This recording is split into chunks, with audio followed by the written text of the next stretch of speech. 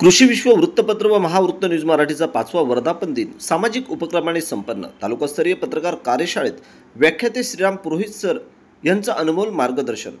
आजपर्यंत लोकशाहीचा चौथा स्तंभ म्हणून पत्रकारिता करताना सक्रियपणे वस्तुनिष्ठता, निष्पक्षता आणि नैतिकतेचा वसा घेऊन गेले अनेक वर्ष सामाजिक, राजकीय व अन्य घडामोडींचा अचूक वेध घेत कृषी विश्व वृत्तपत्र व महावृत्त न्यूज मराठी या यूट्यूब वृत्तवाहिनीचे संपादक विलास हरिश्चंद्र श्रीखंडे यांनी कर्जत तालुक्यातील पोटलसारख्या ग्रामीण भागातून पत्रकारितेला सुरुवात केल्यानंतर आज तागायत ते सातत्यपूर्ण काम करत असून यंदा प्रथमच 5व्या वर्धापन दिनानिमित्त त्यांनी डिजिटल मीडिया आणि प्रिंट मीडिया या बाबतीत सविस्तर असं मार्गदर्शन आपल्या तालुक्यातील सर्व पत्रकारांना कार्यशाळेच्या माध्यमातून एकाच ठिकाणी व्हावं या अनुषंगाने तालुक्यातील पत्रकार कार्यशाळेचे आयोजन कर्जतमधील डॉक्टर बाळासाहेब सावंत कोकण कृषी विद्यापीठ अंतर्गत कर्जत प्रादेशिक कृषी संशोधन केंद्र येथील सभागृहात ज्येष्ठ पत्रकार, लेखक, समाज प्रबोधनकार आणि व्याख्याते म्हणून रायगडभूषण श्रीराम पुरोहित सर यांच्या मार्गदर्शनाखाली आयोजित केलं होतं। त्याप्रसंगी रायगड प्रेस क्लबचे अध्यक्ष प्रशांत गोपाले, सल्लागार विजय मांडे, कार्याध्यक्ष संजय मोहिते, सचिव दरवेश पालकर, खालापूर प्रेस क्लबचे अध्यक्ष भाई ओवाल, कर्जत कृषी आत्मा अंतर्गत कमिटीचे सदस्य चंद्रकांत मांडे, कृषी उत्पन्न बाजार समितीचे संचालक ॲडव्होकेट अजित पाटील यांसह कर्जत तालुक्यातील कर्जत शहर, कर्जत ग्रामीण, नेरळ आणि माथेरानमधील पत्रकार बांधवांनी या कार्यशाळेस मोठ्या संख्येने उपस्थिती लावली। शनिवार दिनांक 22 मार्च रोजी सकाळी 10 ते दुपारी 12 वाजेपर्यंत पार पडलेल्या तालुकास्तरीय पत्रकार कार्यशाळेसाठी तालुक्यातील पत्रकार बांधव मोठ्या संख्येने उपस्थित होते। या कार्यक्रमासाठी ज्येष्ठ पत्रकार संजय अभंगे, अनिल गवळे, जयवंत हबले, अजय गायकवाड, ज्ञानेश्वर बागडे, समाधान दिसले, गणेश मते, आनंद सकपाळ, मल्हार पवार, विपुल माली, दीपक बोराडे, रोशन दगडे, बाळगुरव, प्रशांत खराडे, मोतीराम पादीर, चंद्रकांत सुतार, अनुरूप बैकर, अभिजित दरेकर, संदेश घेवारे, कैलास माबले, मनोज बोडके, निखिल श्रीखंडे आदी पत्रकार मित्र मोठ्या संख्येने उपस्थित होते।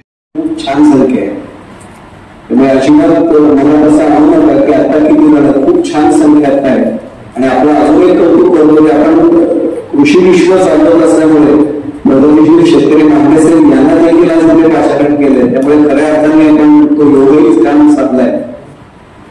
ज्यांच्यासाठी मी आलोय असे आपण सर्व सन्माननीय पत्रकार म्हणतो। सर्वप्रथम मी विलास श्रीखंडे यांना व्यक्तिगत वाढदिवसाच्या शुभेच्छा आणि त्यांच्या वृत्तपत्र आणि युट्यूब चॅनलला वर्धापन दिनाच्या शुभेच्छा आणि सर्वप्रथम देतो। माझं विलासजींशी बोलत झालं की खूप विषय बोलण्यासारखे, पण आज एकाच विषयावर थोडंसं मार्गदर्शन करण्यासाठी कॉन्सन्ट्रेशन करतो, एकाग्र करतो थोडंसं की सकारात्मक पत्रकारिता थोडी निर्भीड पत्रकारिता याच्यामधल्या संदर्भात आपण थोडंसं भाष्य करूया।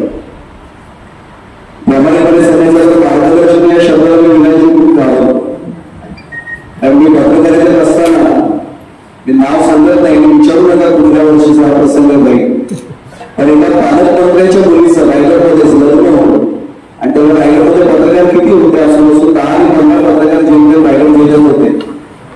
मला अजून तो प्रसंग आठवतोय की व्यासपीठावर ते पालकमंत्री आल्यानंतर जी काही तोमा गर्दी होती, साधी गोष्ट पालकमंत्री आले होते आणि मुलीचे जे वडील होते ते राजकीय दृष्ट्या जनापट्ट्यामुळे महत्वाकांक्षी असलेले होते की पालकमंत्र्यांच्या उपस्थितीमुळे आपल्याला पुढच्या विधानसभेचं तिकीट मिळू शकेल अशी अपेक्षा मनात होती। त्यामुळे स्वागतामध्ये कुठे काही कमतरता ठेवलीच नव्हती, पण तिथपर्यंत सगळं ठीक होतं। सगळं झालं, त्यांचं स्वागत सरकार समारंभ झाला आणि माईक त्यांच्याकडे देताना एवढंच म्हणाले की माननीय पालकमंत्र्यांना प्रार्थना करतो, विनंती करतो की आलेल्या वधूवरांना त्यांनी आज मार्गदर्शन करावं। आपण का असं मला कळलं त्या पालकमंत्री आपलं काय गाळ पडले असतील मी त्यावेळी पत्रकारांमध्ये अनुभव त्यांचा हात पकडून तो धडपडायला लागला की जाहीरपणे माईकवरनं वधूवरांना काय मार्गदर्शन करेल। त्यामुळे मार्गदर्शन शब्दालाच मी आता पत्रकारितेमध्ये वापरत नाही, त्यामुळे मार्गदर्शन नाही करणार, कारण आलेल्या अनुभवाचं चिंतन, प्रकट चिंतन आपल्यासमोर निश्चित मांडतो। मी सर्वप्रथम खरं तर पुन्हा एकदा त्यांना धन्यवाद देतो की आजच्या वर्धापन दिनाच्या निमित्ताने आपल्याच क्षेत्रातल्या मंडळींसमोर प्रकट चिंतन व्हावं असा त्यांचा तो प्रयत्न आहे। मुळामध्ये पत्रकारितेचं सातत्य मी आपल्याला काय सांगावं, इंग्लंडच्या एका अर्थमंत्र्याला केवळ पत्रकारांमध्ये राजीनामा द्यावा लागला होता हे उदाहरण मला वाटतं सर्वांना माहिती आहे। उद्या अर्थसंकल्प सादर व्हावा आणि पार्लमेंटच्या लॉबीमध्ये बाहेर एक पत्रकार असा सिगरेट पीत होता, मैत्री चांगली होती, आपल्याला कल्पना मी 2.5 वर्ष मान्यसेवाला पाहिजे तरुण असताना मग ते आपल्याला बसलेलेच आहे। विधानसभेचं कामकाज देखील काही वेळा जाऊन तिथे कव्हर केलेलं होतं, ओळख झालेली असते. तो अर्थमंत्री सहज काही खात्यापासून हात टेकवला त्याच्या आणि सांगितलं मित्रा, आज जेवढ्या पॅचेवर सिगरेट पिऊन घे, उद्यापासून एवढं परवडणार नाही बरं कंडिशनला. यांनी दुसऱ्या दिवशी सकाळच्या प्रसिद्ध होणाऱ्या पेपरमध्ये बातमी हेडलाईन टाकली, आजपासून सिगरेट महाग. आणि नेमकं 30 तरतूद होती आणि त्या अर्थमंत्र्यांना अर्थसंकल्प फुटल्यामुळे राजीनामा द्यावा लागला. ही पत्रकारितेची ताकद आहे. आणि हे इंग्लंडमध्येही एक होतं. 2 नावं फक्त सर्व त्याच्या मेरिट्स मध्ये मला नाही शिरायचं, पण शिवाजीराव पाटील निलंगेकर मुख्यमंत्री असले आणि बॅरिस्टर ए आर अंतुले आपल्या रायगड जिल्ह्याचे केवळ पत्रकारितेमुळे मुख्यमंत्री पदाचा राजीनामा द्यावा लागला ही उदाहरणं महाराष्ट्राने सुद्धा जगाला दाखवून दिली. त्यामुळे पत्रकारितेचं सामर्थ्य आपल्याला वेगळं सांगण्याची काही गरज नाही. प्रश्न एवढाच आहे की निर्भीड पत्रकारिता करणं आणि सकारात्मक पत्रकारिता करणं एवढं सोपं आहे. तिथपासूनच आपला विषय आपण सुरू करू. मुळामध्ये समाजाला सत्य आणि योग्य माहिती पुरवणं हे पत्रकारांचं कर्तव्य प्रत्येकाला सर्वांना माहिती आहे. आणि भाषणामध्ये बोलणं सोपं असतं, प्रत्यक्ष आचरणात आणताना 40 वर्ष पत्रकारिता क्षेत्रात काढले म्हणून सांगतो तेवढं सोपं नाही राहिलं. याचं कारणच असं आहे की प्रत्येक राजकीय व्यक्तीला असं वाटत असतं की लेखणी पत्रकाराची किंवा आजच्या भाषेत सांगायचं तर कॅमेरा रूम हे सगळं माझ्यासाठी असावं. इथून गडबडीला सगळी सुरुवात होते. म्हणजे माझ्यासाठी पत्रकारिता व्हावी असं अपेक्षा धरणाऱ्या राजकारणी जोपर्यंत त्यांच्या बाजूने आपण लिहितोय, त्यांच्या बाजूने आपण बातमी प्रसारित करतो युट्यूब चॅनलवर, तोपर्यंत त्यांना काही वाटत नाही. एक बातमी थोडीशी अडचणीची असणारी असू द्या, मग काय रिएक्शन्स यायला सुरुवात होते आपल्या सर्वांना माहिती आहे. पूर्वीच्या रिएक्शन्स तोंडी असायच्या. आता दुर्दैवाने पत्रकारांवर हल्ला होऊ नये यासाठी सुरक्षा समितीची स्थापना करावी लागते. मला वाटतं मला काय म्हणायचं आपल्याला लक्षात आलं नाही. इथपर्यंत समाजात परिवर्तन घडवून आले हा त्यातला एक महत्वाचा भाग. मी जाहीरपणाने मुद्दामून सांगतो, त्यावेळी मी सकाळ पेपरला लिहायचो आणि कर्जत मध्ये अगदी नाव होऊन मी आज सांगतो आपल्याला, मी अभिनंदन वेळ करेन वसंत भोईर त्यावेळी नगराध्यक्ष होते, नाट्यसेवा आठवत असेल. आणि नाले सफाईची बिलं गेली होती 3.5 लाखाची त्यावेळी. आता इंग्रजांनी मी राहतो तिथं बाजूचा नाला बंद झाला होता, पण तो त्यावेळी उघडा होता आणि जीसीबी नुसताच लावला होता. आणि मी त्याचं सगळं व्हिडिओ शूटिंग पण केलं, तो फोटो वगैरे काढले आणि सकाळमध्ये ते आजही माझ्याकडे फाईलला वाचली.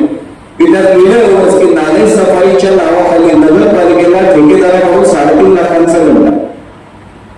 मला बातमी प्रसिद्ध झाली सकाळी आणि 3 तासांनी वसंत भोईरांचा फोन यायला. मी नाव पण सांगतोय सर, मनापासून धन्यवाद आणि अभिनंदन तुमचं, पण माझ्या कानाखाली आवडलं पडेल. मला याचं काहीच माहित नव्हतं, पण मी आत्ताच्या आता नगरपालिकेत जातो. त्यावेळी नवीन नगरपालिका नव्हती, जुनी नगरपालिका आपल्या ग्रामपंचायतचं जुनं ऑफिस तिथे होतं. मला बोलवून घेतलं आणि लगेच त्या ठेकेदाराविरुद्ध काढलेली नोटीसही तरी दाखवली. आणि जाहीरपणाने सांगतो, त्यांनी खर्च झालेली सगळी रक्कम स्वतःच्या खिशातनं नगरपालिकेत जमा केली आणि सांगितले याच्या पुढे मी स्वतः ओळख ते नाले सफाई करून घेईन. म्हणजे इथपर्यंत पत्रकारिता निर्भीड केल्यानंतर सुद्धा मिळणारा प्रतिसाद चांगलाही असू शकतो आणि वाईट कसा असू शकतो हे मी आपल्याला सांगण्याची गरज नाही. आपण अनेकाने अनुभव घेतलेले असते. म्हणजे एवढंच एक वाक्य असतं होतं, ठीक आहे वाचलं तुमचं, बघू भेटूच आपण. आता हे भेटू आपण काय असं अभिप्राय ते आपल्या सर्वांना माहिती आहे. आणि तरी मी तुमचं कौतुक करतो की एवढ्या बदललेल्या वातावरणात सुद्धा तुमच्यापैकी अनेक जणांनी आपला व्यक्तिमत्वाचा ठसा पत्रकारितेवर असा उमटवलाय की तुम्ही गेल्यानंतर आजही मला खात्री आहे की अनेक राजकीय नेत्यांच्या पोटामध्ये असा गोळा असतो की हा माणूस उद्या काय छापेल माहित नाही. याचा अर्थ अजूनही निर्भीड पत्रकारिता जिवंत आहे याचं एक प्रत्यक्ष उदाहरण आहे. त्यातला महत्वाचा भाग मुळात आपल्याला जबाबदारी एवढ्यासाठी आहे आपल्या पत्रकारांना. आपण अनेकदा म्हणतो की समाजामध्ये वाईट प्रवृत्ती वाढल्यात. मी स्पष्ट सांगतो आपल्याला, आजही समाजामध्ये दुर्जन कमी आहेत आणि सज्जनच जास्त आहेत. दुर्दैव एवढंच आहे की सज्जन जे जास्त आहेत ते विखुरले गेलेले आहेत आणि वाईट प्रवृत्ती असलेले दुर्जन नेमके एकवटलेले, त्यामुळे त्यांचा प्रभाव जाणवतो. पत्रकारांचं कौशल्य एवढंच आहे की आपल्या लेखणीतनं किंवा आपल्या मुखातनं अशा प्रकारची बातमी गेली पाहिजे की जे विखुरलेले दुर्जन आहेत ते कधीतरी एकत्र येतील. मग ते एकत्र आल्यानंतर अनेक जे आंदोलनं चांगली उभे राहिली, त्याचं पर्यवसान पुढे चांगलं झालं वाईट झालं मला शिरायचं नाहीये. पण इंडिया अगेन्स्ट करप्शननी काय घडवलं होतं तर एक सरकार केंद्रामध्ये घालवलं होतं. त्याचे परिणाम चांगले झाले वाईट झाले आपल्याला काही त्याचं परिणाम त्याचं चिंतन पण एवढी ताकद आजही सज्ज एकवटल्यावर असू शकते हे आता 21व्या शतकातलं अलीकडचं उदाहरण आहे. त्यावर महत्वाचा भाग आहे. पत्रकारिता चौथा स्तंभ हे भाषण आपण करण्यासाठी आपल्याला सांगितलं ऐकवलं जातं. तुम्ही कुठल्याही राजकीय नेत्याला बोलवा, मी फार स्पष्ट बोलतो बरं का, क्षमा करा मला, कुठल्याही राजकीय नेत्याला बोलवा. जसं आम्ही शिक्षक दिनाच्या कार्यक्रमाला कोणाला बोलवलं, एखादा मंत्री असा असतो, एखादा आमदार असा असतो की तो स्वतः कसा बसा पास झालेला असतो, पण तो मात्र आलेल्या शिक्षकांना सांगतो तुमच्या हातात पुढची नवीन पिढी आहे. मला आश्चर्यच वाटतं तू काय केलं असतं नवीन पिढी घडत असताना. पण तसं आपल्यासमोर जेव्हा जेव्हा राजकीय नेते येतात ते सगळ्यांना आपल्याला असंच ऐकवतात की तुमचा हा चौथा स्तंभ आहे लोकशाहीचा, तुम्ही मजबूत राहिलं पाहिजे.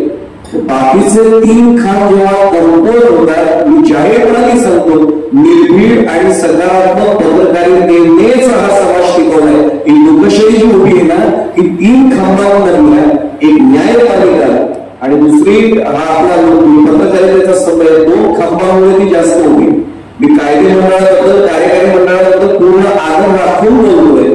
तिथे काय काय चालतं हे मी विधानसभेचं अधिवेशन, विधिमंडळाचं अधिवेशन मी काही वेळा कव्हर केले, मला माहिती आहे, यांना कल्पना आहे त्याच्या वेळेचे काय अनुभव असतात ते. म्हणजे अगदी स्पष्ट सांगायचं तर अरुण गुजराती सारखा अप्रतिम सभागृह चालवणारा विधानसभेचा अध्यक्षही आम्ही पाहिलाय, मधुकरराव चौधरींना चालवताना पाहिलंय. या सगळ्या याच्यामध्ये कायदे मंडळ कार्यकारी मंडळापेक्षा सुद्धा मी जाहीरपणाने सांगतो न्यायपालिका आणि आपली पत्रकारिता यांनी ही लोकशाही खूप मजबूत सांभाळण्यात त्याचा महत्वाचा भाग. पत्रकारितेची ही जी ताकद आहे ती 2 गोष्टींमध्ये, एक सत्य शोधण्यात आणि ते सत्य अत्यंत प्रभावीपणे मांडण्यात आहे. सत्य कळत नाही का सर्वसामान्य जनतेला कळतं ना, पण त्यांना मांडता नाहीये. म्हणजे मी आपल्याला थोडंसं एक वाक्य सांगतो. पहिल्या सत्यावरती आपल्याला सर्वांना माहिती नोबेल पारितोषिक त्यांना शिक्षण क्षेत्रात काम केल्यानंतर मिळालं होतं. त्यांनी आपल्या भाषणात असं म्हटलं होतं की I am the voice of dumb people, म्हणजे जे मुके होते त्यांचा मी ज्याला आपण काय म्हणतोय एक आवाज करून आणलाय. पत्रकारिता आपली निर्भीड जेव्हा चालायची असते तेव्हा हाच भाग अपेक्षित आहे.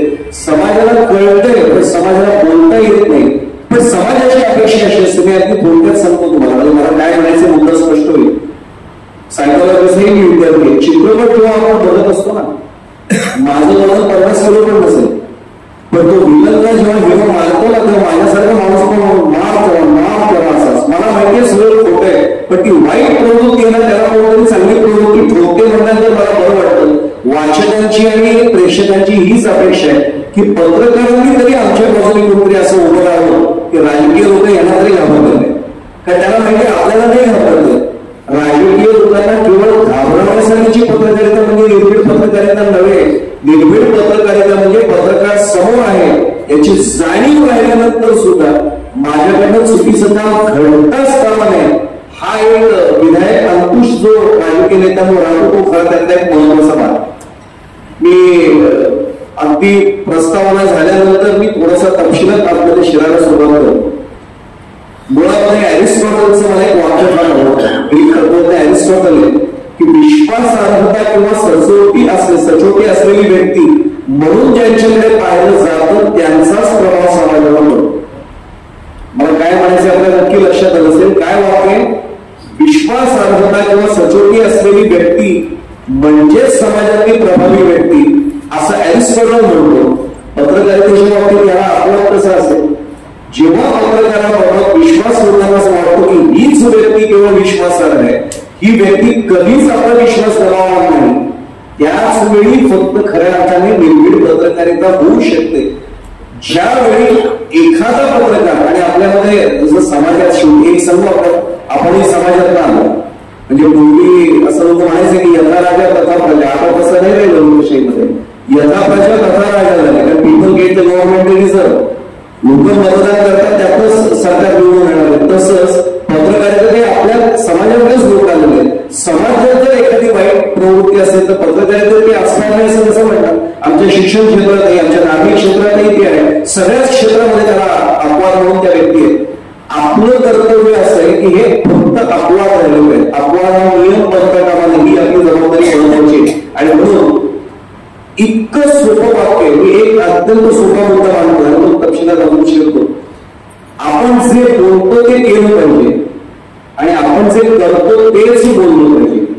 हे जर आपण केलं दिसायला सोपं वाटतं पण करायला मला थोडंसं म्हणून पाहिलं की आपल्या लक्षात येईल. आपण जे बोलतो तेच केलं पाहिजे आणि आपण जे करतो तेच बोललं पाहिजे. हे जर घडलं की विश्वासू पत्रकारिता, निर्भीड पत्रकारिता आणि सकारात्मक पत्रकारिता हे सहज व्हावी. पण या विश्वासार्हतेचं महत्वाचा भाग येतो तो धैर्य. धीर सुटला, धैर्य आणि धीर याच्यात थोडासा फरक आहे बरं. धैर्य म्हणजे साहस आणि धीर म्हणजे थोडं सप्र ज्याला म्हणतो. सप्रकाचं मिठावं नेहमी आपण पाहतो किंवा साईबाबांच्या फोटोखाली देखील शब्दावर समोर लिहिलेलं असतं. आमची अपेक्षा अनेकदा, आपण सगळे पत्रकाराचं म्हणून मोकळेपणाने बोलतो, अनेकदा अशी अपेक्षा असते आज मी बातमी टाकली उद्याची उद्या परिणाम झाला. माझा मुद्दा लक्षात येत असेल, मी आज बातमी टाकली उद्याच्या उद्या फरक झाला पाहिजे. अहो विधानसभेमध्ये जीव तोडून भाषण केल्यानंतर आता मुख्यमंत्री असो आणि अजून कोणी असो त्यांच्यासमोर भाषण केल्यानंतर सुद्धा 6-6 वर्ष परिस्थिती बदलत नाही. दुर्दैव आहे. आता हा लोकशाहीचा पराभव आहे का विजय मला माहित नाही, पण हे घडतं की नाही मला सांगा ना. पुढच्या अधिवेशनात सुद्धा तेच मांडावं लागतं की हे मागच्या वेळी मांडलं होतं त्याचं काय झालं. हे जर तिथल्या विधिमंडळात होत नाही तर माझी अपेक्षा जेव्हा अशी होते आणि मग मी धीर सोडायला सुरुवात करतो, काय अर्थाने कोणाला काय फरक पडत नाही. चूक हा धैर्याचा भाग आणि धीराचा भाग सकारात्मक आणि निर्भीड पत्रकारिता करणाऱ्यांनी कधी सोडता कामा नाही बदलणारच, पण मी लिहिण्याचं नाही सोड. मी जाहीरपणाने एक उत्तम उदाहरण सांगतो. मांडे त्याला साक्षीदार आहे. आनंद या आपला धावणीचा भाग आहे ना कोणीप्याकडचा, तिथे आनंदवाडीमध्ये एक भाग आहे आणि कोणीप्याला वनवासी कल्याणाश्रमाचं केंद्र आहे. नाव घेऊन सांगतो कारण ते आता इथून बदलून गेलेले आहे. रमेश सुरवाडे त्यावेळी तहसीलदार होते आणि नेमकं त्या आनंदवाडीमध्ये 3 वनवासी आदिवासी मुलांचे मृत्यू झाले. हे घडलं आणि धावत त्या ठिकाणी गेलो होतो. तिथे लिटरली मी अगदी जाहीरपणाने भगवंताला साक्षी देऊन सांगतो, तुम्ही एखाद्या मुलाला हातातून उचलू पण शकत नाही. एवढी वाईट परिस्थिती तिथल्या मुलांची होती. आपण कुपोषणाच्यावर बऱ्याचदा लिहिलेले मांडे साहेबांना आठवत असेल, माझ्या बातम्या त्यावेळी सकाळमध्ये मी लिहित होतो. 3 माझ्या वृत्तपत्र त्या वार्तापत्रांची सिरीज आपण म्हणतो वृत्तपत्र वार्तापत्र मालिका 3 वार्तापत्रांमध्ये आणि लिहिलं. आनंद सुरवाड्यांचा मला पहिल्या सुरवाड्यांचा मला लगेच फोन आला की सर भाग क्रमांक 1 म्हणजे किती भाग आहे. म्हटलं एकूण 2 भागावर बोलले पण एवढं गंभीर आहे का तुम्ही तहसीलदार तुम्हाला गंभीर मला विचारता तुम्ही. म्हटलं तुम्ही किती वेळा तिथे गेलाय. नाही म्हणजे माझ्यापर्यंत तलाठ्याकडे रिपोर्ट झाला. म्हटलं त्याला मी काय करू, तलाठ्याने काय रिपोर्ट हे सांगायचं का पत्रकारिता नाही ना. आम्हाला जे दिसलं ते मागणं आमचं काम आहे. आणि मी जाहीरपणाने सांगतो, मला जगदीश मसे मी गुंतवणूक त्यांचा उल्लेख करतो, त्यांची मला मदत झाली. माझ्याकडे काहीच वाहन नव्हतं त्यावेळी. त्यांनी जीप मला दिली. आम्ही आमचे 12वीचे विद्यार्थी त्यावेळेचे ग्रुप तिथे गेलो.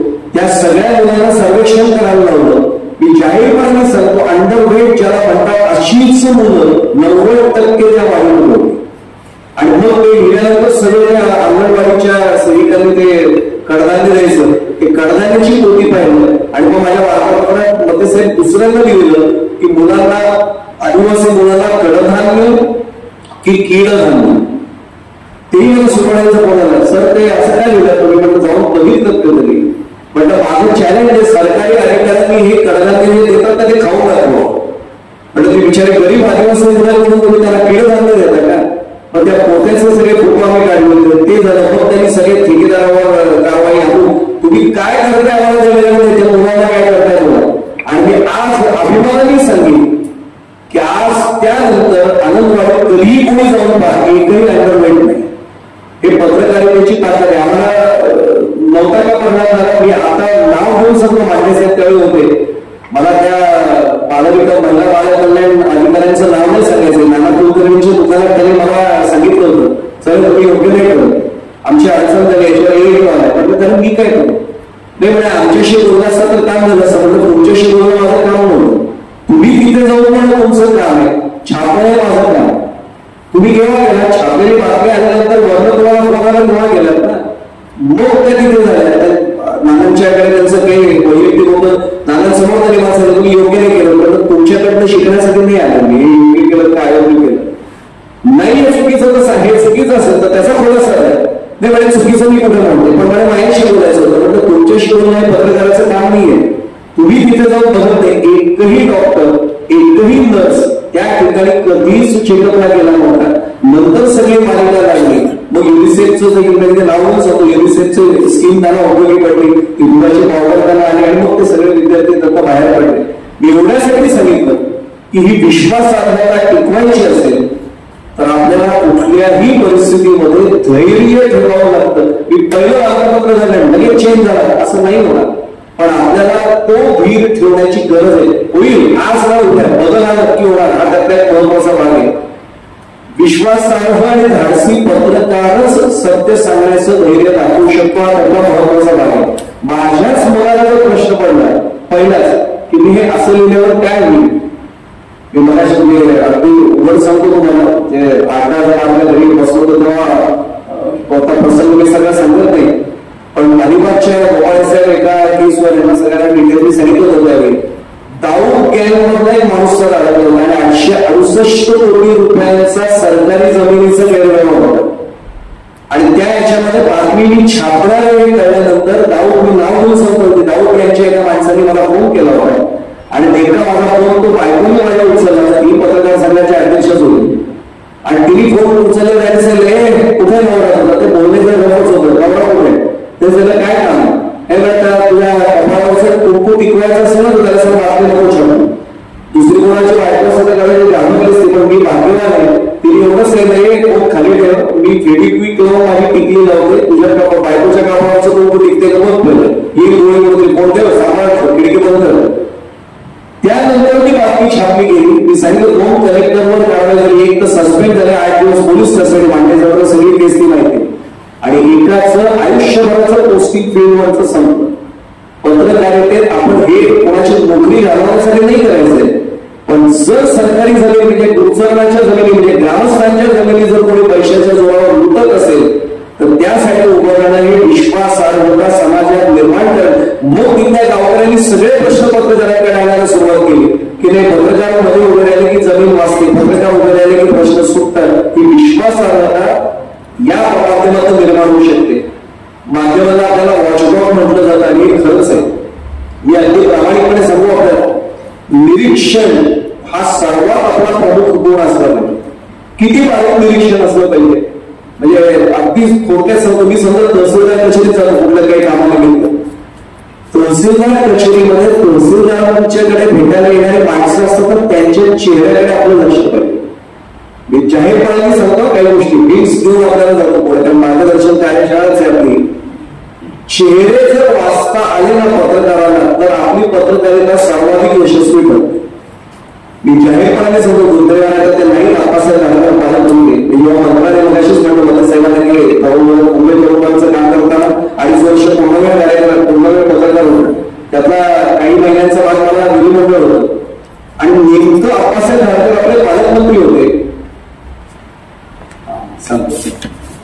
पालकमंत्री आपल्याकडे होते आणि गंमत अशी झाली की त्यांच्याकडे आम्ही मुख्यमंत्री त्यावेळी शरद पवारांच्याकडे 80 मध्ये आपल्या इथे पूर जो आला त्या पुराच्या संदर्भात ते परिपत्रक होतं. त्याचं रंगनाथ मिश्रा का सगळे तरी त्यांचं नाव सचिव होते पुनर्वसन करण्याचे. त्यांनी चूक केली होती, ती चूक दाखवायची होती आणि नेमकं जाता जाता एकमेकांशी कधीही विधिमंडळात किंवा समोर कधीही न बोलणारे एक आमदार एका मंत्र्याच्या खांद्यावर हात ठेवून जातात दुसऱ्यांनी फक्त बाईक पाहिलं आणि आप्पासाहेबांना जाहीरपणाने मी भगवंताची शपथ म्हणून सांगतोय. आप्पासाहेबांचा मी फक्त हात धरला, आप्पासाहेब काही काम असलं तर लवकर करा, 3 महिन्यात सरकार जाणार तुमचं. मी माझ्या आईची शपथ घेऊन सांगतो 4 महिन्यांनी सरकार पडलं होतं. आठवण मला इतिहास काढून बघा. त्याच्यानंतर मला आप्पासाहेब जेव्हा इंजिनिअरिंग कॉलेजचे आले तर पाहुणे घेतलं त्यांच्या चेंबरमध्ये. तुम्हाला कसं कळलं कुठल्याही पत्रकाराची नजर असते, काय बोलतात ना हे ऐकायला पत्रकार. पत्रकाराच्या नजरेचा चेहऱ्याचा अभ्यास पाहिजे की काय चाललंय आतमध्ये. तो ज्याचा झाला तो यशस्वी पत्रकार ठरला म्हणून सांगतात. देहबोली कळली पाहिजे की हा नेमकं काय करणार आहे, हा काय वागतोय. आणि एक सांगू आपल्याला, पत्रकार हा एक्सरे पेक्षाही चांगली नजर घेऊ शकतो. कारण ज्याच्या मनात पाप असतो तो तुमच्या माझ्या नजरेला आपण धाडसी पत्रकार सुद्धा नजरच नाही देऊ शकतो. इथेच लक्षात येतं नजर चोरतोय याचा काहीतरी गडबड सुरू आहे. मग ती काय आहे हे कळलं पाहिजे. मांडे साहेबांनी आठवण करून तरी म्हणून सांगतो, तो मगाशी सांगितलेला प्रसंग आहे. धाडसी पत्रकारितेमध्ये विश्वासू पत्रकारितेमध्ये एवढं सांभाळायला लागलं. पाद्यवाडा होता त्यावेळेला सोसायटीत राहत होते, पाद्यवाडा होता. माझी आई आजही साक्षीला आहे. बाबाई माझे घरी होते त्यावेळी मी ती बातमी छापू नये म्हणून 30 लाख रुपयाची कॅश घरातून पडली. 30 लाख रुपये जाहीरपणाने सांगतो. आणि माझ्या आईने सुद्धा त्या माणसाला दम दिला की हे उचल, नाही तर मी स्वतः पोलिसांकडे जाऊन तक्रार करीन. कारण जसं लाच घेणं गुन्हा असतो तसा घेणं गुन्हा आहे. माझ्या घरामध्ये हे असं व्यवहार चालला नाही. त्यांनी मला सांगितलं सर बघा धमकी देऊन झाले हे शेवटचा मार्ग, याच्यानंतर आम्ही भांडणाने काय करायचं ते करून घेऊ. आणि ते 30 लाख रुपये घेतलेच ते जर मी आम्ही साहेब आज मी तुमच्या समोरून बोलायचं धाडत नसते ते मला तुमच्या नजरेला नजर नसते देत आहे. त्यामुळे आजही तुम्हाला मला विकत घेण्याचा प्रयत्न होतो.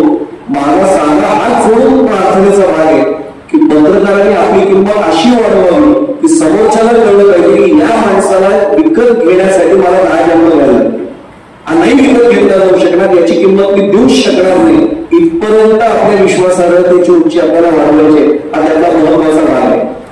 मी अजून एक मुद्दा कोटेशन सांगतो आणि काही मुद्द्यांकडे होतो. मिशेल लॅडिओ त्याला संप्रेषण तज्ञ म्हटलं जातं. त्यांनी असं म्हटलं होतं की आपल्या किंवा दुसऱ्याच्या प्रतिष्ठेचे, हक्कांचे आणि हितसंबंधांचे रक्षण करण्यासाठी आपण नेहमी आवाज उठवतो. पत्रकारितेबद्दलच ते बोलले.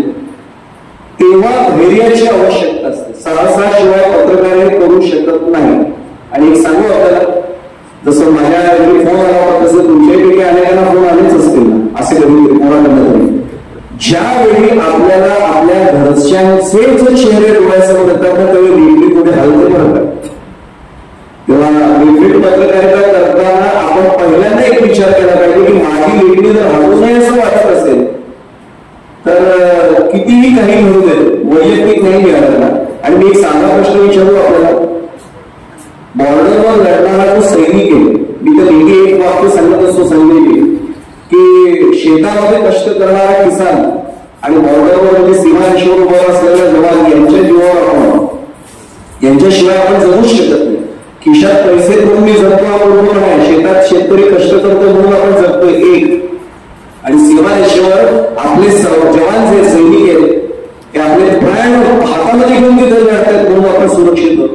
मला साधा प्रश्न आहे, हे जवान जर आपल्या कुटुंबियांचे चेहरे डोळ्यासमोर आणत राहिले तर लढू शकतील का सीमारेषेवर? पत्रकारितेचं व्रत जर आपण घेतलोय, आता आपल्याला घराचा चेहरा डोळ्यासमोर आणून जर आपल्या पायात तेगी टाकत असेल तर अडचणीच आहे. जसं सावरकरांचं मला नेहमी तो चरण आठवतो आणि आवडतो की घे करे व्रत हे आम्ही अनुभवले, तसं आम्ही जर हे पत्रकारितेचं व्रत स्वीकारलंय, आता मी कोणाची पर्वा नाही करत, आता नाही आपण याचा अर्थ घरच्यांना वायावर सोडून द्यायचा नाही माझं म्हणणं आहे. पण मग मोहाचा क्षण जर आला म्हणजे अगदी दोन्ही बाबतीत पैसे मिळाले तर माझ्या मुलाचं ऍडमिशनचं काम चांगलं होऊन जाईल, संपली पत्रकारिता. किंवा मला जर यांनी काही केलं तर संपली पत्रकारिता. तिथे गेलं पाहिजे म्हणून धैर्याची आवश्यकता असते. आपले विचार व्यक्त करणे भीतीदायक असू शकतो, पण आपण कशासाठी उभे होतो ठरवा आणि त्या ध्येयांचा पाठलाग करण्यासाठी संवाद साधा, असं मिशेल लॅडिओ आवर्जून आपल्याला सर्वांना सांगतो. आता हे सगळं होण्यासाठी काही गुण आपल्यात असलेच पाहिजे. कार्यशाळेमध्ये मी कोणावरती तपशिलात बोलतो आता, पहिलं ऐकण्याचा गुण आपण वाढवला पाहिजे. अडचण काय झाली सांगू, मी क्षमा मागून सांगतो. मी 40 वर्ष आपल्याला सगळ्यांनाच माहिती आहे दोन्ही माध्यमांशी मला संबंध आलाय. म्हणजे अगदी दृश्य वगैरे माध्यम आपण इलेक्ट्रॉनिक मीडिया त्याच्याशी संबंध आलाय. आणि अगदी मयुरेश कडव यांच्यापासून अनेक जणांना आपण सगळे ओळखतात. माझ्या अँकर म्हणून आले, भूषण करंदीकर आमचा बदलापूरचा होता, आता नाही तिथे. पण या सगळ्यांसकट माझा नेहमीचा संपर्क असतो. या सगळ्यांच्या बाबतीत एक लक्षात असं येतं की आजच्या दुर्दैवाने पत्रकारितेमध्ये जे विशिष्ट चॅनेलवर काम करतात ते ऐकण्याची त्यांची तयारी कमी असते. म्हणून घ्या ऑब्झर्व करा. आज जरी तुमच्या माझ्यासारखा माणूस समोरच्याचा ऐकतो, पण ऐकण्याचा गुण आता संपत चालला. आणि एक सांगू आपल्याला, जर मी समोरच्याचं ऐकलं ना तर मला अनेक 10 मुद्दे नवीन मिळतात. त्याचं कारण सांगू, माझ्यासारखा मी करता माझ्याकडे दुर्बळ बोलतोच आहे. जो भरपूर बोलतो तो 10 सुद्धा करू शकतो. आणि पत्रकाराचं एक महत्वाचं काम आहे, जर मला निर्भीड पत्रकारिता करायची समोरची चूक तर कळली पाहिजे ना, त्यासाठी बोलू द्या. त्याला बोलतं करा. बोलतं करणं हा आपला पहिला गुण असला पाहिजे. बोल समोरच्या माणसाला म्हणायचं. आणि मग त्याला बोलतं करण्यासाठी असे काही टिपिकल प्रश्न आपल्याला पाहिजे की तो त्या प्रश्नात कुठेतरी गुंतला की आपलं काम सोपं. की पुन्हा सांगतो आपण काही त्याला ट्रॅकमध्ये नाही अडकवतो, पण आपल्याला जर बातमी हवी मी अगदी साधं सांगतो. जसं आम्ही प्रत्येक सांगतो आपल्याला सर्वांना पाठ झालेलं वाक्य आहे की कुत्रा माणसाला सांगलं तर बातमी होते, माणूस कुत्र्याला सांगला तर बातमी नेहमी सांगितलं जातं. पूर्वीची व्याख्या सोपी होते पण कंटिन्यूस होते. AWS म्हणजे नॉर्थ ईस्ट वेस्ट आणि साऊथ म्हणतात. आता तसं नाही झालं, तर 10 दिशांनी बातम्या येतो, 8 दिशांनी पण नाही. आता वर्ण पण बातमी येते, म्हणजे सुलता गेल्यावर सुलता गेली पण बातमी आहे आणि सुना गेल्यावर झाले तर ती पण घालून येणारी बातमीच आहे ना. म्हणजे 10च्या 10 दिशांनी बातम्या आहेत, त्या सगळ्यांचा शोध घेता आला पाहिजे. त्यासाठी सोपं काम समोरच्याला बोलतं करा, पण असे टिपिकल प्रश्न विचारा आणि थोडंसं क्विज करू. म्हणजे स्पष्ट समोर जर वकिली पाहणं आपल्याला राबवला ना, वकील काय करतात सांगू, मी लॉच्या जबाबदार झाल्यात म्हणून सांगतो, त्यांचा पूर्ण आदर करून सांगतो. यशस्वी वकील कुठला, समोरच्याला काय बोलणं हेच कळत नाही, तो नको ते बोलून बसवून केस झाला. नेमकं ते काम पत्रकाराचं असलं पाहिजे, काय बोलायचं आणि काय प्रश्न आपल्याला विचारायचा अशा पद्धतीने प्रश्न केला पाहिजे की समोरचा आपल्याला हवंय ते उत्तर. काही वेळा पोचलेले असतात ना पाहिजे पूर्ण, या अगदी स्पष्ट समोर उदाहरण अजितदादा पवार असतील, हे शब्दात एकदा सापडत नाही तर नको ते बोलतो. त्यावेळेला म्हणतात ना तुला जे हवंय ना ते बोलणार नाही, त्याला माहिती आपल्याला काय हवंय काढून घ्यायचंय. हे अनुभव येतो सोडून द्या. आणि आता मनोहर जोशींच्या काळातले नेते संपलेला स्पष्ट बोलतो. मनोहर जोशींची याच्यामध्ये मिटिंगला मुलाखत त्यांनी खरं तर भागवाना सभागृहात फोटो आहे, नरेंद्र मोदींची 1.5 तास मुलाखत घेतला माणूस आहे. त्या लोकांना काय प्रश्न विचारायचे नाही कळलं पाहिजे आणि असे प्रश्न घरूनच प्रॅक्टिस करून जा. ऐन वेळी सुचतात ते वेगळे, पण माझी हात जोडून सगळ्यांना विनंती आपली कार्यशाळेमधून प्रश्न असे फ्रेम करा की जे उत्तर आपल्याला खरं त्यांच्याकडनं अपेक्षित आहे ते त्यांना भाग पाडलंच पाहिजे. तो किती काय तो टाळणार हे साधी गोष्ट आहे. म्हणजे स्पष्ट समोर आपल्याला क्रिकेटमध्ये बॉल हे जर फक्त सोडून जातोय तर एखादा सहवाल असा असतो बॅट अशी पटकन वर करतो, पण कोणतरी असं बॅट लावतो ना की स्लिपमध्ये काय जातो, आपल्याला त्याला बॅटला पुढे न्यायला भाग पाडायचंय. एवढं लक्षात ठेवून प्रश्न विचारायचा. एक दुसरं संक्षिप्त आपण राहायला शिकूया. एक सांगू कमीत कमी शब्दात भरपूर आशय मांडणं हे पत्रकारितेचं खरं यश आहे. हा माझा प्रश्न आहे, समाजाचा प्रश्न नाही, हा माझा प्रश्न आहे. ही एकदा भावना जागी झाली की मग पत्रकार खऱ्या अर्थाने लेखणीला धार आणतो आणि तो एक महत्वाचा भाग आहे. चौथा महत्वाचा गुण असलाच पाहिजे तो आत्मविश्वास. काही वेळा आपण तोच गमावतो. काय लिहून काय होणार आहे, निगरगट्ट लोक आहेत. आमच्या वेळी नव्हते का निगरगट्ट लोक? आज जास्त कदाचित 2 कातडी वाढली असतील त्यांच्या अंगावर एवढंच, पण ती कातडी सुद्धा भेदून माझी गोळी पत्रकारितेच्या लेखणीची आत शिरेल एवढा आत्मविश्वास माझ्यात जर मी जागा केला ना तरच मी परखडपणे लिहीन. मीच लिहिताना जर म्हटलं काय लिहून फरक पडणार आहे, नाही पडणार. मग माझ्या मनात पहिला विश्वास पाहिजे, लिहून मी फरक करून टाकेन. मी मगाशी जो विषय केला ना मते साहेब, आपण त्यांना ओळखता, महेश म्हात्रे आणि मला तो पुरस्कार एकत्र मिळाला होता रवींद्र नाट्य मंदिरला. राधाकृष्ण नार्वेकर त्यावेळी संपादक होते आणि माझ्या डोळ्यात पाणी होतं. कुणी दिला पुरस्कार तेही सांगतो, यशवंतराव चंद्रचूड त्यावेळी CJI म्हणजे चीफ जस्टिस ऑफ इंडिया सरन्यायाधीश होते. त्यांनी डोळ्यातलं पाणी पाहिल्यावर एवढंच विचारलं, हात दाबला विचारला आनंदाश्रू का? म्हणजे एका डोळ्यात आनंदाश्रू पुरस्कार मिळाला, दुसऱ्या डोळ्यात दुःखाश्रू आहे की मी कोणासाठी पुरस्कार घेतोय. 3 मुलं मेल्यानंतरच्या वार्तापत्रासाठी पुरस्कार.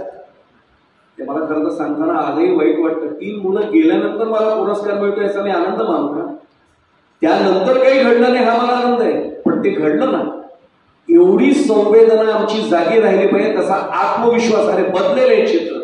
पत्रकाराला पहिला आत्मविश्वास पाहिजे. माझ्या लेखणीची ताकद अशी आहे की माझ्या वृत्तवाहिनीची ताकद अशी आहे, युट्यूब चॅनलची, की हे घडल्यानंतर किती निगरगट्ट अधिकारी असो, किती निगरगट्ट राजकारणी असो, त्याला विचार करावाच लागेल. हा त्यातला एक महत्वाचा भाग आहे. 5वा महत्वाचा गुण कोणी सांगत नाही, मैत्रीपूर्ण संबंध पत्रकाराला प्रस्थापित करता आलेच पाहिजे. कसे मैत्रीपूर्ण? थोडासा खुलासा करणं आवश्यक आहे. काही काही पत्रकारांवर आरोप होतात आपल्यातल्याच की नको इतके मैत्रीपूर्ण संबंध आहेत. तसे नको. मैत्रीपूर्ण संबंध याचा अर्थ राजकारणामध्ये एक शब्द आहे बघा, लढत होते, मैत्रीपूर्ण लढत. काय युती नसते का, आघाडी नसते का? पण आता सुद्धा झालं ना विधानसभेच्या विषयी 3 मतदारसंघात मैत्रीपूर्ण लढत होईल. म्हणजे एकीकडे तुम्ही युती करताय आणि एकीकडे एकमेकांच्या विरुद्ध लढताय. पत्रकाराची अशी मैत्री असली पाहिजे की अधिकाऱ्याला याला सांगता पाहिजे तू चांगलं काम करशील ना, तुझा मी मित्र असेल. तू वाईट काम कर माझ्या इतकं वाईट माणूस कोण नसेल. हे जेव्हा आपण निरपेक्षपणे संबंध प्रस्थापित करतो आणि त्याच्या लक्षात आलं की नाही हा आपल्याकडनं विकतही घेतला जाणार नाही आणि हा उगाच विनाकारण आपल्या विरुद्ध लिहितोय असं पण होत नाहीये, त्यावेळी आपला एक वचन त्याच्यावर आपोआप निर्माण होतो. माझा मुद्दा बहुतेक लक्षात आला असेल आपल्याला.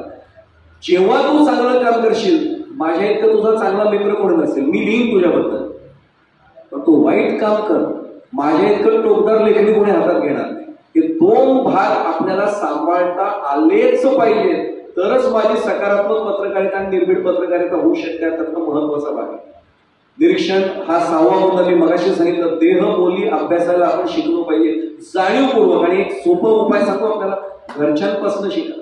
आणि हे खरं आपण शिकलो बरं का, म्हणजे लहानपणा आठवा ना, वडील रागावले, हे वडील असं सांगतात का आज मी आता रागावलोय, वडिलांच्या डोळ्यावरून आम्हाला कळायचं की आज बाबा चिडले का, बाबा हसले किंवा मूड मध्ये आले का बाहेर राहिला, अरे वा आज काहीतरी चांगलं घडलेलं दिसले. हे घरात जर मी अनुभवतोय, पत्रकारितेत मला नाही शिकता येते.